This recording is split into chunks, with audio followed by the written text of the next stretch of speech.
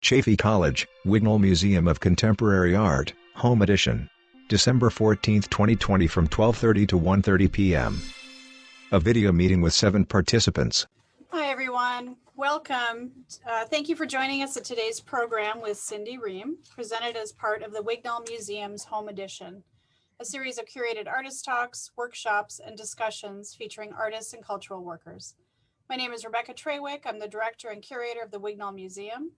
The Wignall Museum is a teaching museum and interdisciplinary art space that introduces Chaffey College students, faculty, staff, and community members to innovative contemporary art objects and ideas. By fostering critical thinking, visual literacy, discourse, and empathy, the museum seeks to enhance the intellectual and cultural life of our community. We want to take a moment to recognize that we are situated on the Rancho Cucamonga campus of Chaffey College, which resides on the traditional and unceded lands of the Tongva people. We offer our respect to the elders, both past, present, and future. Hello, my name is Roman Stallenwerk. I'm the assistant curator at the Wignall Museum of Contemporary Art. All recorded programs in Home Edition will be transcribed and captioned. Please visit our website at www.chaffey.edu/Wignall to access recordings. We will post announcements to our email subscribers and social media when the videos are available on our site. Text, receive announcements about our programs, subscribe to our email list. www.chaffey.edu/Wignall/about-us.php. Follow us on Facebook, Instagram, YouTube at Wignall Museum. And hi everyone, my name is Andy Hadel. I'm the preparator at the museum and the studio tech for the Studio Arts Department. Briefly, I'll share a quick breakdown of today's program. In a moment, Rebecca will share the bio for today's guest, Cindy Rehm. Then Cindy will present for about a half an hour or so. The remaining time will be available for question and answer. Thanks, Roman and Andy. Today, we're pleased to introduce you to Cindy Rehm. Rehm is a Los Angeles-based artist and educator. She serves as co-facilitator of the Siksu Reading Group and is co-founder of feminist-centered projects, Craftswoman House and Feminist Love Letters. Rehm is also the curator of the brilliant exhibition, These Creatures, that was on view fall 2019 at the Wignall Museum. Rehm's interdisciplinary practice moves between drawing, performance, and video to address the cultural suppression of women's narratives and the legacy of hysteria. Rehm's work has been shown at venues throughout the United States and at museums and galleries in Italy, Bulgaria, and France. It's our great honor to present Cindy Rehm. Thank you so much to the Wignall for inviting me to do this talk. And thank you everybody who's joined us today. I'm going to go ahead and share my screen. So I just wanted to start with this quote by Virginia Woolf: "For most of history, Anonymous was a woman." One, because Woolf's work has been so important to me, and also because I feel like the hidden history of women is pretty much what all of my work is in response to. And I'm just going to read a short statement just kind of as an introduction to my work before I really start showing some images. My process always begins with reading, and I feel like there is often some bibliomancy, happy accidents, discoveries, and bibliographies, or falling down rabbit holes during an image search. As I follow past through and between texts to passages that inform and inspire my imagery. I look to printed ephemera, literary criticism, and the history of women's art and writing. These forms depict private and collective experience and allow me to follow multiple threads through aesthetic, feminist, and psychological readings. As I'm researching, hidden women creep off the pages, much like the ladies coming off the walls in Charlotte Perkins Gilman's The Yellow Wallpaper. These women haunt my work: hysterics, saints, witches, mediums, and contemporary feminists. These women are all part of the same continuum of subversive women, women who react against the confines of the patriarchy. These are women who yell and scream and leak bodily fluids or emit ectoplasms. They destabilize patriarchy's desire for women to be controlled and contained. 9 black and white images of a dark-haired woman from the waist up, lying in bed, her head on a pillow. In the left 3 images, she has her arms crossed at her chest. In the middle 3 images, she has her arms extended to her sides. In the right 3 images, her arms are extended and her head is thrust back. A larger image is to the right of this collection of images. A dark-haired woman is seated on a bed, hunched over, touching one index finger to the other and looking into the distance. And I just wanted to start with some images, 19th century images of hysteria. And hysteria is a thread that really runs through all of my work. And I just wanted to say with the Yellow Wallpaper, many of you have probably read this story in the past, but I often think about it in the fact that it was written in 1892, so very long ago, but Gilman was really writing about the experience of a woman writer being given bed rest as a way to kind of cure her hysteria, and slowly starts to go mad. And this idea that this confinement of women can itself cause madness. And then also thinking about that the women who are coming out of the wallpaper, much like the women that I feel are coming out of the pages when I'm researching, are like this hidden history of women, all these women who've been, whose voices have been submerged throughout history, who haven't been brought to the forefront during history. And in Hysteria, I think about this as a kind of rupture also. In Hysteria, even though it's like it's been around since the beginning of time, and the Greek root of the word is wandering womb, and so it's always been very associated with the female body. And in the 19th century, there was a real surgence of women being diagnosed as hysteric. And it was really anything that could be, that was outside of proper culture. You know, if a woman had headaches or menstrual problems, if she was studying too much, if she was too talkative, if she wore pants, there were all pretty much anything that was not accepted as feminine by society could cause a woman to be deemed as hysteric. And at the turn of the century, many women were institutionalized as being hysterics. And so there is this way that hysteria is very much about this control of female bodies. But I also think about it in that when a woman is behaving in this hysterical way, when she's in a hysterical fit, she's actually breaking with culture, right? So it could be this thing that could be this point of rebellion, which is the way that I think about it. And I think also kind of just noting that, you know, even though hysteria is kind of, you know, we think about these kind of historic conditions of women, you know, hysterical is still something that's used, a name that women are called today. And it just thought about during the Brett Kavanaugh trial, or Kavanaugh hearings, Kamala Harris was called hysterical by some of her colleagues. And even though Kavanaugh was crying and angry and very emotive, Harris was the one who was called the hysteric. And Harris has actually said that she believes that women who own their power are called hysterical. And I'm actually really delighted that we're about to have a so-called hysteric in the White House. So see what happens when we have a hysteric in the White House. Another plate of 9 black and white photographs in rows and a single, larger photograph beside them. The photos show women in Victorian dress either sitting or standing with shrouded figures nearby. Some gauzy figures are partially superimposed on the women, some stand behind or in front of the women, and some are off to the sides. So this, the first body of work I wanted to show you is a project that I made in 2015 called Psychical Research. And this was at an artist-run space in Los Angeles called Elephant. And this particular show was in dialogue with the history of Victorian mediumship and also spirit photography. And the images that you see now are some examples of spirit photography. 2 photographs labeled Figure 171, author's flashlight photographs of 31st of January, 1913. In the left photo, a woman emits a white substance from her mouth. In the right photo, the substance is shown on its own against a dark background.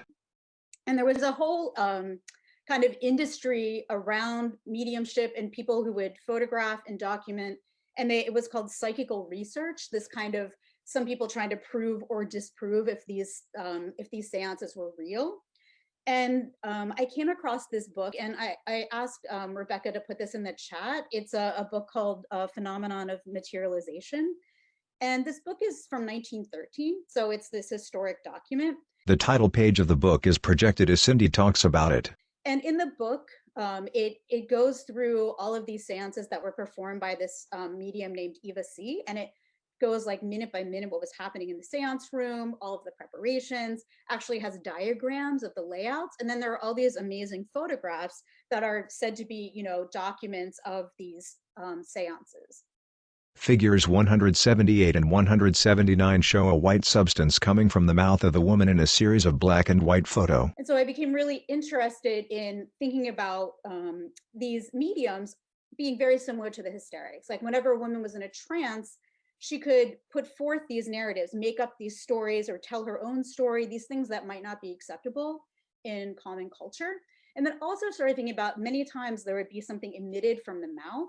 So there's this kind of ectoplasm is what that's called, that's coming out of the mouth. And started really thinking about that as a narrative that's coming out of the mouth. And also like in my performance work, I think about the mouth as this important orifice that is kind of like between the inside and the outside of the body, and obviously a place where language is produced. A room with a brown floor and white walls. A woman is seated in the visible corner of the room in a long black dress that drapes over a seat we cannot see. She has both of her hands palms down on a closed book on her lap. Two hangings represent the black and white plates from the mentioned books. A diorama stands atop a black pedestal next to the seated woman. So this is an image of, this was the closing of the show. And what was really great about this particular opportunity is that I was able to include all the different parts of my creative practice. There were collage, there was a video, and then I also did a performance for the closing. And so this is an image of the closing, so you get an idea of all of those elements together.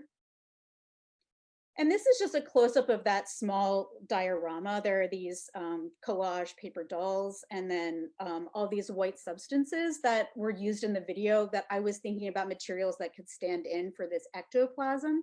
And then those kind of black marks are the backs of old photographs. I collect a lot of old photographs for my collage work and became really fascinated with these almost like stains that were on the back. They almost started to feel like ink blot stains. One of the hangings from the closing shown in its entirety.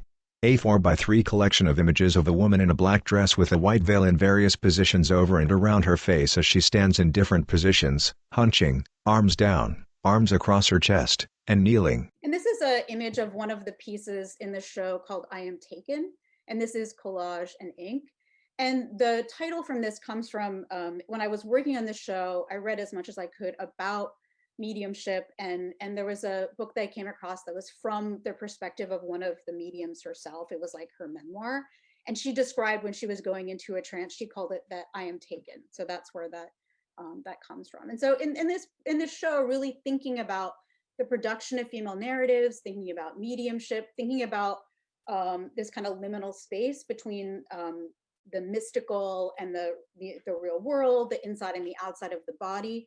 These are some collage pieces that were 11 by 17 originally, and I had them blown up to poster size, so they're 24 by 36. Three images have female forms altered by collage.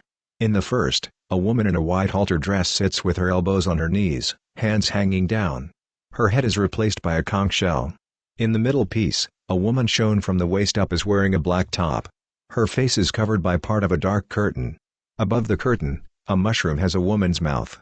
In the third image, a woman's body in a white dress is superimposed on rushing water. A wide curtain hangs in front of her face. And these are all kind of thinking about, that kind of liminal space. And they're a lot of the landscape imagery are from collected old black and white photographs. Stills from the video feature black and white photos. One shows the back of a woman in a black, high-collared dress.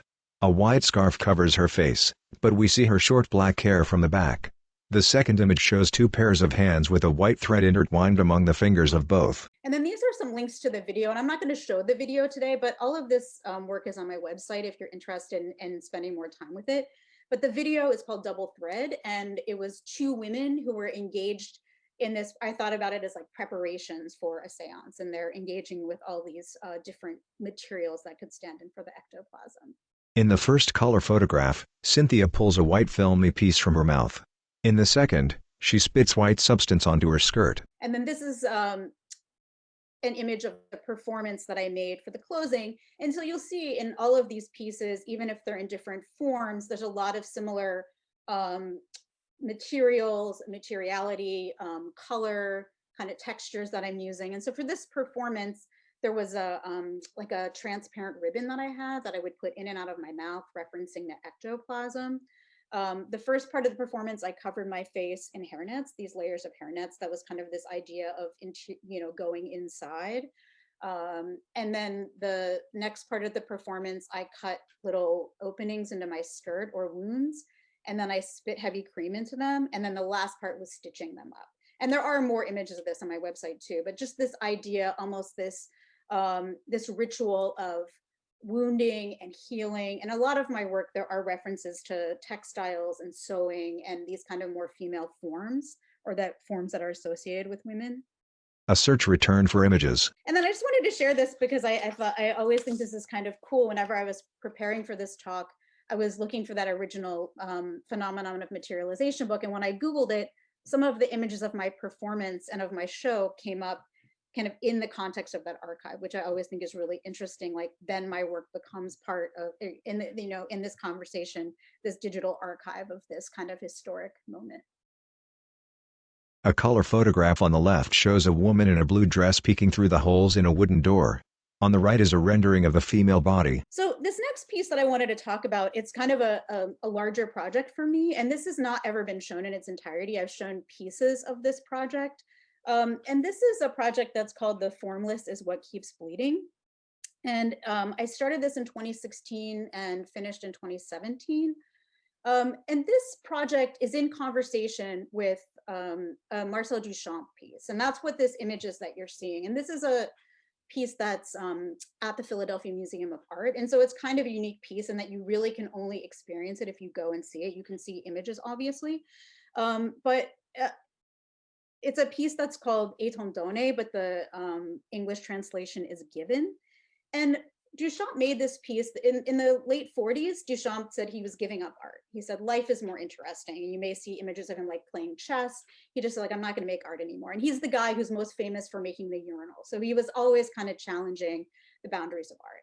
But meanwhile, while he said he was giving up art, he was actually making this piece in private. And so very few number of people knew about this piece. And he worked on this for like 20 years, from 1946 to 1966. And it was not actually installed in the museum until after his death. And so I don't remember why I came back to this piece. I first saw it when I was a teenager. I grew up in Pennsylvania. And so when you see this piece, it's sort of like in a regular museum setting where there are paintings and sculptures, and then you go into this darkened room and you see this door. And when you look through the holes in the door, you see this diorama of this naked female body in the landscape. She has like a lamp that's illuminated, and there's a small waterfall in the back that's actually animated that looks like it's kind of moving. And I still remember this feeling of being kind of repulsed and shocked, but then also being really drawn to, I feel like there's always some wonder about things that are like dioramas. So, I remember that original feeling. And then I started like, as an adult, like seeing this image again, just started thinking about like, who is that body? Like what was this piece about? And the thing is, Duchamp really said very little about it. He made it in private. After his death, he said it couldn't be photographed for like 15 years. So it was this very kind of shrouded in mystery from the beginning. And there are people who have written about it, but it's all really outside conjecture. But I really started thinking about like, is that body represent somebody? Is it a symbol? Is it metaphoric? And as I was reading, started to find that there were 3 women who are contained in this body. A photo of Maria and a photo of a book. The first one is Maria Reynolds, who was a bookbinder, who was Duchamp's companion from the 1920s to the 40s. And on the right side, there's an image of one of the books that she bound.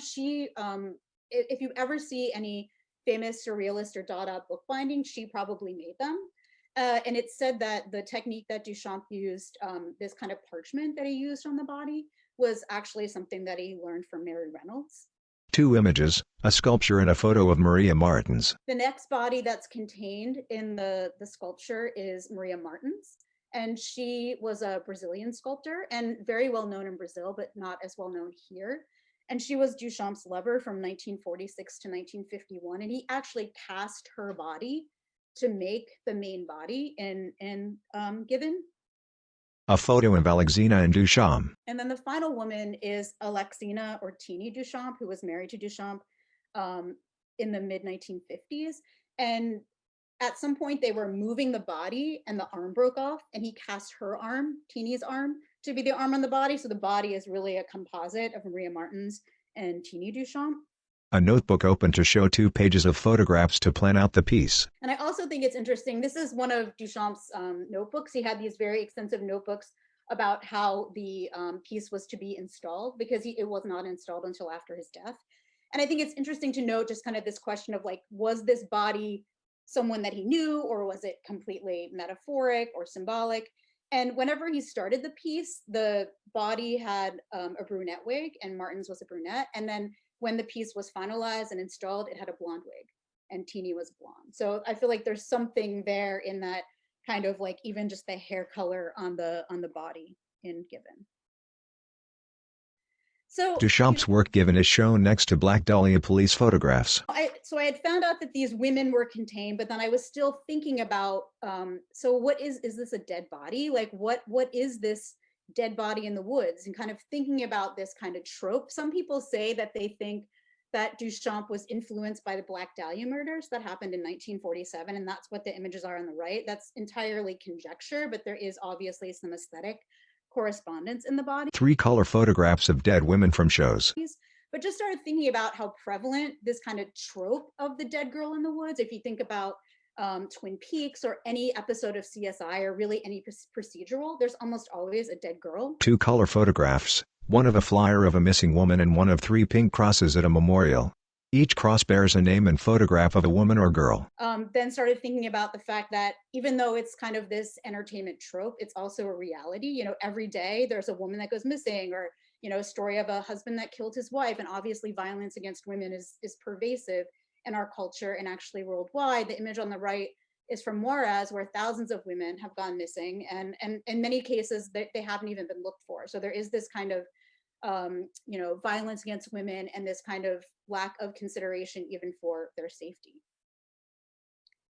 And so in thinking about this idea of the dead female body or the dead girl in the woods, trying to figure out, is there some way that that body could be rehabilitated? And so what I started thinking about, like, if there were so many dead women and there's so many different places, that meant that female energy was more places. Or even thinking about if the female body were fragmented, that would mean the female energy were in more places. And I think this kind of just ties into this idea of haunting.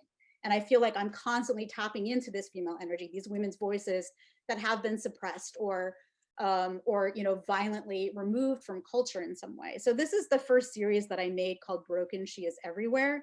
And this is 15 collages. And a collage with a background of black and white foliage and a woman's head lying on the ground and color images of women's legs, hands and skin in the foreground. In this one, a lot of times when I make collage work, I have kind of a directive that kind of make it more cohesive. And for this one, all of the color pieces, I kind of created this encyclopedia of color images. And so all the color images I can only use color images from that encyclopedia. And then they're superimposed on this landscape. And there are lots of images of like this fragmentation, references to the opening in Given, female bodies. Several similar collages. And I'm just going to show you some of that series. I'm not going to show you all of it. The work comprises 55 of the collages in a layout of 5 tall by 11 long. And then this is the second piece that I made in this project called Given, and there are 55 collages in this. And this image, I apologize, is a little bit blurry because it's from my studio wall. And this is actually the first piece where I really started to think about the series as a feminist form. Whenever I was an art student, I studied painting, and I still remember this feeling of like, I can't be an artist because I don't make these giant abstract paintings. And as I've gotten older, realized that that's really a very patriarchal male paradigm, that art needs to be this like epic, giant gesture. And so started thinking about this idea of the series where these are all pieces that are 8.5 by 11. They're quite small. They're very fragmentary. And I think also thinking about across a series, it's sort of like a gesture that's made up of many smaller gestures. And I think about that in like a feminist context of like a feminist dialogue where there isn't this hierarchy of one piece being more important than the other. Like all of the pieces are in conversation together and that they all need to be together. There's this kind of communal aspect of the pieces too. These pieces, there's a landscape element, and then the fragments are from fashion images. And then this is the first time I ever used restoration hardware, but I think a catalog had come around this time, and I'm like, this is paper material. And then started realizing that some of the imagery really related to Duchamp's ready-mades. So this is a kind of a combination of these kind of tactile fabrics, parts of bodies, hair. She shows 6 of the collages in this work. 5 color photos of sculptures. So this next image this next piece that I wanted to show you as part of this series, a lot of times whenever I'm collecting imagery for a project, I will do image searches, and sometimes it will be trying to find similar textures or similar colors. So on the left is a piece of Duchamp's called Female Fig Leaf. And so while Duchamp was making Given in private, he did make a few sculptures that he gave to friends, almost as like these breadcrumbs or almost like this kind of secret, like he's giving them these pieces that are actually impressions from the body in Given, but no one knows that. And so this particular sculpture, Female Fig Leaf, is actually an impression between the legs of the body. And so in this one, I was thinking about, you know, female lack and like that psychological of like women's penis envy and those kinds of things. And I thought it was really interesting. So I just did a straight up image search, and on the right are some of the images that came up in the search for Female Fig Leaf. And then so this piece is very straightforward in that there's a waterfall. Another work of collage, 3 images high and 4 across. Each has the black and white background and then the color images found in the search. And then there is an image, one of the images that came up from that image search. And I thought it was really fascinating that so many things that were vessels came up, or things that had openings or wounds. And there's even this one piece that almost looks like a bit of like the Venus of Willendorf or something. So, I mean, and obviously there were many other ones. This was kind of like a process of editing, like me choosing the ones that I thought were most interesting. And this piece was really just thinking about the Maria Martens body in the piece. The collages are in a 6x7 arrangement. The backgrounds are red renderings of the body and Duchamp's Given work. The foregrounds contain color images in collage. And this is the last series that I made as part of this project. And this is a series called She Came In Through the Gash. And this series was dictated by the size of the door in Given. And so I was still thinking about, you know, female energy and, you know, initially I was thinking about it like, can it be restorative? And then I started thinking about like, what if these women are pissed off? You know, I think it was around the time of thinking about Me Too and just thinking about female rage. And so I started thinking about the body in Given as being a portal where these female spirits could enter back into the world and, you know, wreak havoc or punish men who had, you know, violated women or harassed women in some way. So kind of thinking about the idea of this female energy, like maybe this female energy could also have a fury to it, right? That it's not always necessarily this passive kind of thing or this positive thing. And so there's an image in these of the body, and then there are color collage images that are from mostly from fashion sources, and then there are also some textiles. So there are a lot of kind of tears and wounds and openings in this piece. And then while I was working on this particular series, I came across a poem by Maria Martens, who is the body in Given. And she, you know, she was a sculptor, but also was a poet. And so I'm just going to read this poem because I think it's incredible. It really kind of captures this idea of female fury. It's called Do Not Forget I Come from the Tropics.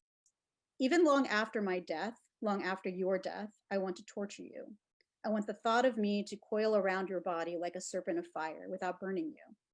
I want to see you lost, asphyxiated, wander in the murky haze, woven by my desires. For you, I want long sleepless nights filled with the roaring tom-tom of storms, far away, invisible, unknown. Then I want the nostalgia of my presence to paralyze you. So I just thought it's like this incredible, like revenge love poem. And I asked Rebecca too, there's a really amazing essay by Leslie Jaminson that was in the New York Times, and not too long ago there was a daily episode where the essay was read, and it's all about female rage. It's called On Female Rage, and talks not only about female fury, but the ways that sometimes female anger kind of manifests as sadness. And in this essay too, she talks so much about the history of female narratives and female stories. So I definitely encourage you to read the essay or listen to the podcast, because I think it's like a really kind of concise history of female narratives. 2 black and white images from the zine. One page has text that reads, "The formless is what keeps bleeding." And then this last image I have is I just this last year made a zine. A lot of times when I work on projects, like if I have a show, I'll make a zine that has elements from the show, sometimes images from the show, and then related imagery. And so I just made the zine last year. This is the cover of the front and the back. And actually the cover image, I went and saw Étant Donné again. I went to see Given again in 2017, and it was still as kind of insane and shocking as the first time that I saw it. And so I encourage you, if you ever find yourself in Philadelphia, Pennsylvania, to go check it out. 2 black and white drawings. The first is titled, How the photograph is made. The second is titled The Escape. So this next series is actually from just about a year ago. I was invited to be in a group show, a 3-person show at a space called Parlor, which is a artist-run space. And at the time it was in a domestic space, and started thinking about just this idea or this notion of parlor games, parlor tricks, which are this kind of Victorian kind of phenomenon. And in thinking about it, started looking up historic images of parlor tricks and came across their kind of illustrations of how to set up these magic tricks. And I was really stunned by how they were these kind of incredible images of female confinement, like the female body kind of cut off, fragmented, hidden in some way. And then obviously started thinking about like magic tricks and entertainment, and how there's almost always like a female assistant who's like in a box and cut in half, or having knives thrown at her. So there's almost like this embedded misogyny in the entertainment form of magic. And actually, like, there are multiple names for this trick, but one of them is Disembodied Princess, which I just thought was kind of an incredible title, and also just such a incredible image of violence, aimed at a female body. 9 images arranged in a 3x3 configuration. The images have black backgrounds and color images of women's body parts in each. So this is a small series that I made called Disembodied Princess. And then I started also thinking about, what would the feminist version of parlor magic be? And that led me to thinking about witches and ritual and magic. And so this is kind of a invented trick called Witch in the Chamber. An arrangement of 6 high by 5 across black and white collages. They feature women's body parts in close-up or disembodied. And so there are lots of kind of more dark, ritualistic kinds of images in this piece.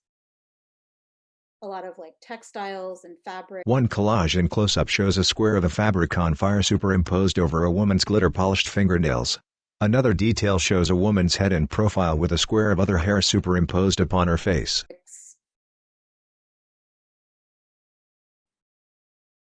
Oftentimes in my work too, there are lots of kinds of stains and things that are have some kind of history. And that's actually the thing that I really like about collage as a medium, is that every fragment has a history. And there are sometimes I use fragments from images of my performances or videos, but most of the imagery that I use is found. And I like that because it's like the imagery itself has a history. And some of these images might be from Victorian times, some of them might be from a magazine from last month. So I like kind of historically bringing these different modes together. 2 more details. One shows a blonde woman's head and neck with a sharp black line superimposed over her neck. Her hands appear to float in the foreground, and an abstract image covers one palm. The second detail appears to be a cracked bowl with long, finger-like appendages emerging from a crack. A lot of times too, I'll work all in black and white, which I feel like that getting rid of color kind of makes it more timeless, that it's not really clear what period the image has come from. Also, I think sometimes feels more interior or more reflective as opposed to something that has color in it. 2 more images. One shows more abstract forms. The other has abstract forms superimposed on a woman's long hair. Next, a 3x3 set of collages. So this next series is also from this past year, and this is called Sympathetic Magic. And so I was still thinking about ritual, magic, witchcraft, and I came across some information about these objects called curse tablets that were Greco-Roman form. And they were like very thin pieces of metal where a spell would be scratched into the metal, and a lot of times it would be rolled up and then punctured and then buried. And a lot of times these spells were binding spells or protective spells. And so once again, I was still thinking about like Me Too and female anger, female rage, and then just also thinking about how many women I know, pretty much every woman I know has been somehow affected by some kind of sexual harassment. From the most kind of benign catcalling to forms that are really violent. And so for this particular piece, these are all very small. They're 8x10, and there are lots of layered fragments and scratching, and the dots that you see are actually punctured paper. And then there's also a text that's embedded in this, and it's backwards, but the text just says "Leave us alone." And so it was just like this kind of like, that's my spell for men to stop harassing women, or for men to leave women alone. A 3x7 collection of collages. The collages feature many frames included with the abstract forms and women's body parts. And then this is the last series that I wanted to talk about. And this is just from a few months ago. And this is a series that's called Shadow Text, which is taken from a title of a Halandra Pizarnik poem. And she was a Argentinian poet who was in Paris in the 60s and did interact with some surrealist and used a lot of surrealist images in her work. And this project is really thinking about women surrealists, and women surrealists have been really important to me and really influential. And I think their work is very different than work that was made by male surrealists. And I think if you ever see images of like the history of surrealism, it'll be like a photograph with like a dozen dudes in it, like wearing suits, and maybe there's one woman in the background, but women do not really feature much in the history of surrealism. But there were many, many women who were making work, and many of them very prolific. Some of them were partners to some of the more famous male surrealists. And I personally, like, I'm always really more interested in the imagery that was made by women surrealists. I think a lot of times the male imagery, even though it was very obsessed by the female body, is almost the female body as a metaphor, or you know, woman as muse, hysteric as muse. But there wasn't really, I think it's kind of like that traditional, it's like a man's vision of what a woman's experience is, right?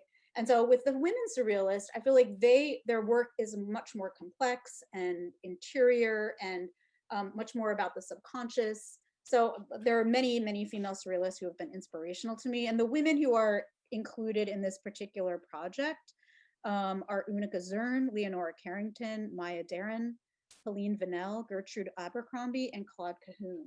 And when I was working on this piece, I decided, because books have been so important to me, to actually include some images of books. So there are some images that have book forms in them. So on the left, there's actually an image of a book that has Leonora, like a monograph on Leonora Carrington that I've collaged over. And next to, so some of her imagery still appears. And then there are also many images of the landscape, animals, like this kind of symbolism that I find in a lot of, or that I respond to in female surrealism. And then on the left, there's actually, it was like a exhibition invitation for Unica Zern. And that's the thing to note too, like many times these artists like had careers during their lifetime, you know, that they showed, and people knew about their work, but they have not necessarily been preserved. So a lot of times, you know, we have to kind of rediscover them. And there are definitely some women too, where it's like, I'll start researching them and there's like one paragraph and that's it, right? And you find that same one paragraph over and over again. So there are definitely some dead ends and some women who were not really preserved at all. And on the right-hand side is the image of the back of this antique frame. And I came across one of these images of a frame and thought it was really beautiful texture-wise, but also thought it was this kind of amazing metaphor for like that with these women artists, you're not seeing their work, right? You're just seeing the back of this, there's like this blankness, like we can't see the other side. And then I started searching those kinds of images and found a whole collection of those, just the backs of antique frames. And then I also started, in this one, there's a little bit of that milk stain from the performance that I showed at the very beginning. So kind of also putting fragments of my own work into this, kind of putting myself into this history of women.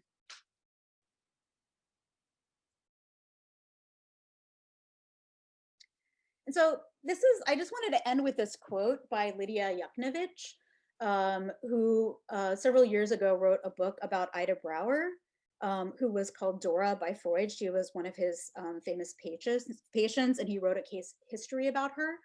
And she was a teenage girl. And of course, everything that Freud wrote, his analysis was through his perspective, his narrative. And so when Yuknevich wrote this book, she reconceived her narrative as if Dora was telling it and made it in contemporary time. So she's converting this into a female narrative. And it's very much about just the experience of being a teenage girl, and that this misunderstanding, and especially misunderstanding by male culture and what, you know, a teenage girl might be experiencing. And this is actually the very last paragraph in the book. And she just says, next time you work with a female, ask her which city her body is or ocean. Give her poetry books written by women like Sylvia Plath and Anne Sexton and H.D. and Adrienne Rich and Mary Oliver and Emily Dickinson. Let her draw or paint or sing a self before you say a word.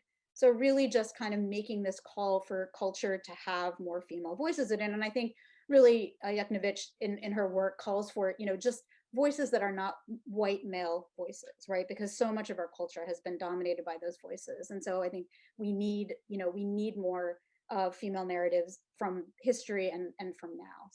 Starting with Rebecca Trewitt, the speakers are shown as they speak. Thank you so much, Cindy. What a beautiful presentation. We appreciate it. If you would like to ask Cindy a question, you're welcome to unmute yourself. And equally, if you'd prefer to put it in the chat, Andy or I could certainly ask that, verbalize your question. Okay, so I think I'll start.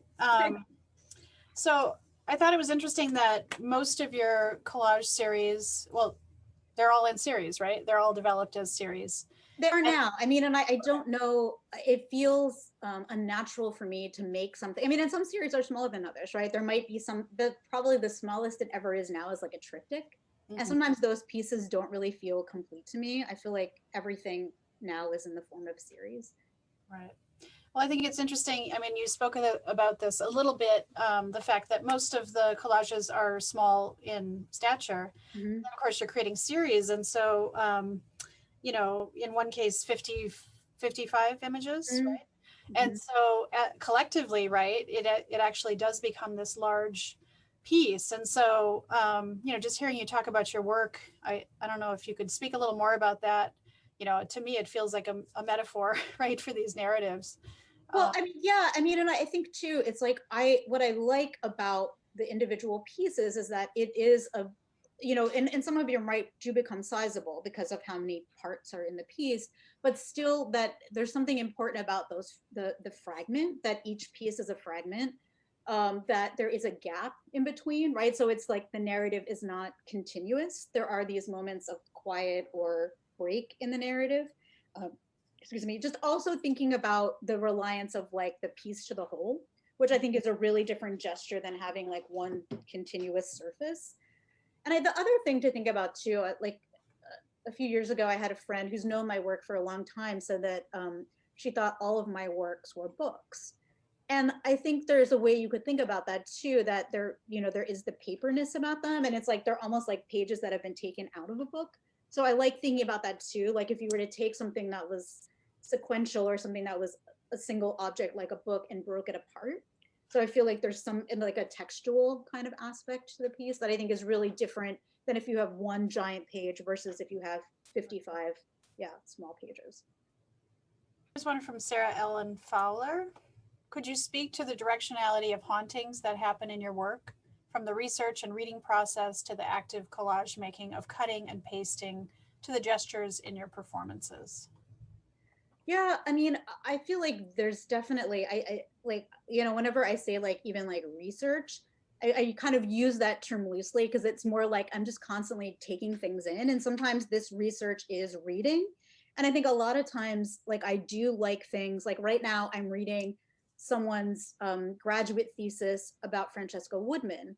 But what's actually happening is that I'm connecting to all these texts about Gertrude Stein and about the history of photography. And so I feel like there's often this starting point, and then I find things in a text that lead me to other texts. I start, Googling images to look up something and then find something that's next to it. I mean, I was always a big fan of actually going to libraries and finding the book next to the book of what you were looking for. And so I still feel like some of that happens. And so maybe that's a kind of haunting, this kind of coincidence of the thing you find when you're looking for something else, which I think is really important to my process. I think a lot of times I need to set forth and then be open to kind of what happens during the process. So I think, and I think too, like once I start working on a project, I still keep taking new things in. So it's not like there's a research phase and then a making phase. I feel like they're all completely intertwined as they're happening. Yeah. Interesting. If I could follow up on that, I was going to ask you actually, I think you've answered it for the most part, but I'm interested in the tools that you use in your research phase. I mean, I think you've referred to many of them, from books to magazines to the internet. I mean, yes. I mean, and the thing is too, a lot of times, one of the places that I look for images is like on YouTube. I mean, not on YouTube, on eBay, which seems like a strange place, but you can find, piles of antique ribbons and lace, and they're amateur photographs. So there is this quality that they have that are different. And if I make, a lot of times I will make them black and white or change the contrast or something, but I like these kind of more kind of mundane images. And then obviously if I'm using imagery from fashion magazines, that's got like a much slicker kind of quality. And sometimes too, like as I'm working, like I am not a kind of person who keeps all of my materials organized. I actually have stacks of things. And usually when I start working on a project, I use a lot of, like I print things out. So that's why a lot of them, I like matte surfaces a lot more than like shiny magazines. Sometimes I use that, but I kind of prefer the matteness. And also it becomes more cohesive, right? If everything's kind of printed out. And so I'll print a bunch of stuff out, but then maybe I don't use it and it goes in a stack somewhere. And as I'm working, I constantly have the new things, and then I'm pulling from these older stacks and like kind of like what's in this box as I start flipping through it. And so in some ways too, there is this looking through books, right? Looking through pages in my studio when I'm looking through these archives of possible images that could get into the work. Andy Hadel. You actively, participate in feminist film and reading groups and have a number of collaborative long-term projects as a part of your practice. Mm-hmm. Can you speak a bit more about why it is important for you to create these collective experiences or discussion groups? Yeah, I mean, I partially because I want them in my life. It's sort of like, is there a group of women who are talking about, or there are a group of people? I mean, I think a lot of times we think about feminists, and it definitely happens sometimes, like in the feminist reading group or feminist film group or whatever it may be, that mostly women come. There's no reason why men couldn't be there, and there's no reason why men cannot consider themselves to be feminists, but many times it is just groups of women. But I feel like, because I feel like, especially like with the reading group, there are so many women authors that I never knew about, that I don't know about. And as a group, we kind of bring forth various things to read. And so I'm constantly getting introduced to new things. And I think just even having a forum for people to talk about women's narratives. And I think, obviously we live in a time where things are more equitable, but really, if you even just look at like Hollywood movies, it's like women's experiences are still mostly mediated through male directors, male writers. So there's still a lot to be done in the future, like of women's voices, or even, people of color, people who are not white men. No offense to you, but, just like voices that, or like just even having, a person of color mediate their own experience, or, display their own experience, and not having it mediated through these other people, having there be a multitude of voices. Great. Yeah. No offense taken at all. Yeah. Okay. Good. Yeah.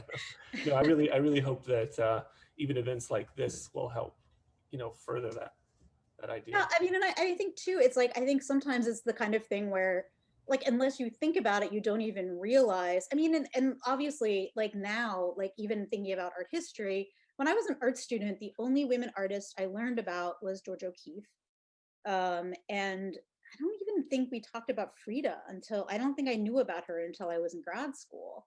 So, and like now, obviously, more women, and I certainly in my classes talk a lot more about women artists, but it's still like, if you look at the official art historical tome, how many women are in there? And still, like, if you look like the work that Guerrilla Girls has done, looking at equity in, art museums and galleries and stuff like that, it's not 50-50 between like showing men's work and women's work. And so, and I think it's that way probably in almost any cultural realm, whether it's, writing or film or art, that still the dominant voices are male voices. Can I ask a question? Unlabeled woman. Hey, Cindy. Hey, how are you? You.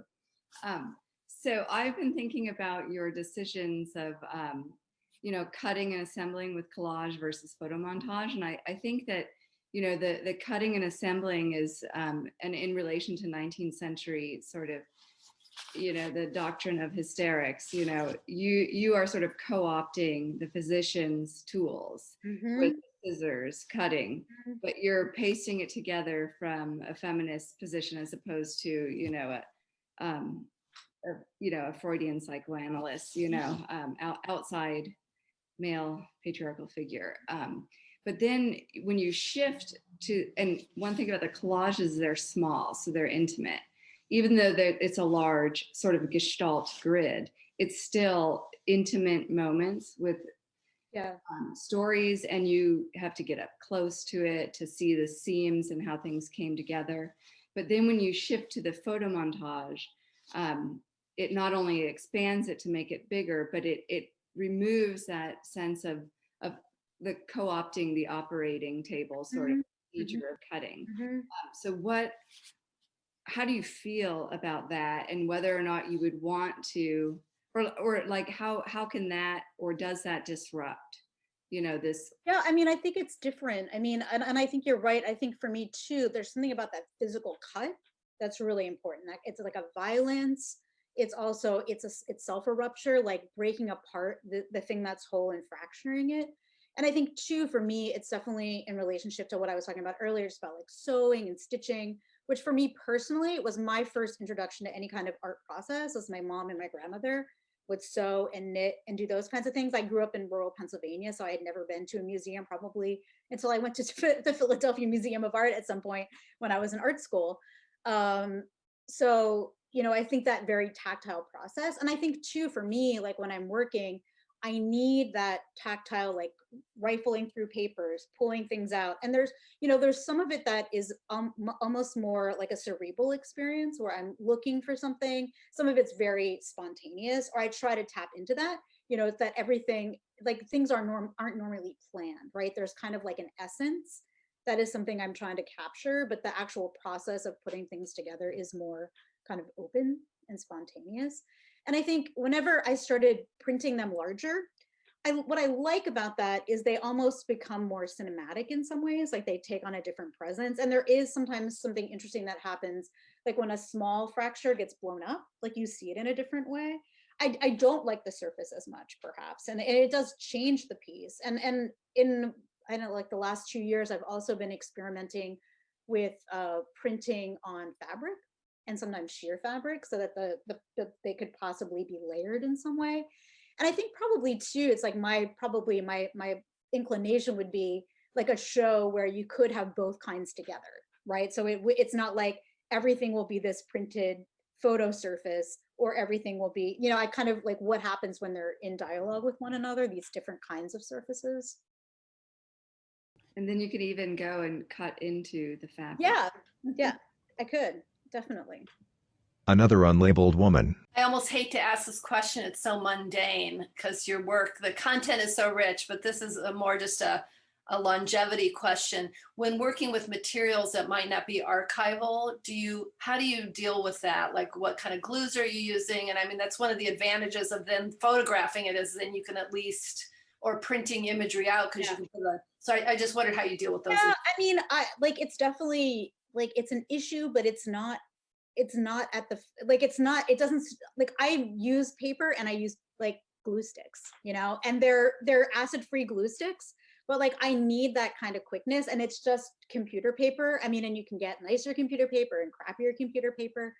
But I do think, like, I usually scan them, and that's the one thing that's nice about them being small or smallish. I can usually scan them either in a whole or as pieces. So I do kind of think almost like as the preservation being the image more than the paper pieces, or as the possibility. I don't know that, and I'm not even sure what, I don't know, like what, like in the future, like if something got destroyed, could the digital stand in for it? I mean, I think too, because of the way things are right now, so much of my work, I put it on my website, I put it on Instagram. So I feel like probably more people see my work in that digital way, which is flattened, than see it in person, And I think, like all of us, we make so much work that no one ever sees, right? It's like you make a series, you post a picture, but then maybe you never show it in the world. So I think it's, sometimes it's almost like that trace image, the image of the piece that people see more than the actual work. Yeah. Good, thank you. Anybody else?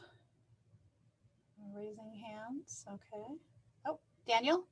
Oh, hello. I wrote it in the comments, but I just wanted to compliment like your realistic approach to like feminist ideologies and their history, because I do feel like a lot of the perspectives aren't as fleshed out as they could be, and that is because they're coming usually from men. So I would just like to thank you for your work and hope that you keep advocating for it. Thank you. I appreciate that. Yeah, of course. Thanks, Daniel. Rebecca. Cindy, who are you reading, watching, listening to that you would recommend? Who should we be? Yeah, I mean, well, there's so much. I feel like, I mean, one of my favorite writers is Anne Carson. I definitely put her out as, I mean, maybe many of you read her anyway. Actually, one of my favorite things, two of the favorite things I read last year, one of them we read for our reading group was Lisa Robertson's The Baudelaire Fractal, which is a really wonderful narrative of a woman. I think she's like in her 60s, something like that, but it's a kind of a remembering of her experience of being a young woman in Paris. And it's almost like the flaneur in the body of a woman. And it's a really beautiful text. So I love that book. And then another book that I read that isn't, I think it's a couple of years old, a book by Jenny Haval called Paradise Rot. It's also a kind of a story of a woman kind of traveling, and but it's a young woman who's in college, and just it's one of the more visceral, beautiful things that I've read. And I actually made some collages in response to that book because it was so visual, I felt. So those are some books. I would say something that I wanted to mention, if you don't all know about this, is there's a documentary that's actually made by a man called Women Make Film, but it's like this 14-hour, and I could put a link to this, Women Make Film, because I feel like the website they have is so great. It's like 200 female directors that you've never heard of. Well, some of them you've probably heard of, but you maybe not have heard of all of them. And it's from like silent films up until contemporary time. So it's like this incredible archive. And then the other thing I wanted to mention, which is not something that I'm reading, but just wanted to mention in case people were interested. There is a LA artist, Cindy Crossgary, who's started this anthology called Under the Spell. And what it is a collection of women artists or women identified artists writing about art, and it's an open call, so anybody can contribute to it. And so I mean, and so it's sort of like she is kind of has this effort of collecting women now, and it could be curators, artists, you know, and anyone who's related in the arts. www.cindyrehm.com @CindyRehm. CIXOUSreadinggroup.wordpress.com. There's a lot more work on my website, so if you're interested in checking that out, and if you have questions or you know anything, you can always just get in touch with me, and you know I can answer any question you might have. Well, huge thanks to you, Cindy. Yeah, thank you for your generosity and time today. Yes, bravo. Yeah. Several participants clap in frame. We do have a quick favor. Roman will also post a link to a quick survey. We'd ask that you take a couple minutes to do that. It just helps us to evaluate our online programming and plan for the future. So we'd really appreciate that. Thank you to all of you for carving out time in your day to join us, to hear from Cindy. And again, huge thanks to you, Cindy. Bravo. You too, and thanks everyone for being here. I really appreciate it. Thank you, everyone. Take care. Be safe. Ciao. The participants wave. To learn more about native land acknowledgement, please visit usdsc.us/nativeland, native-land.ca. Chaffey College Wignall Museum of Contemporary Art, Home Edition.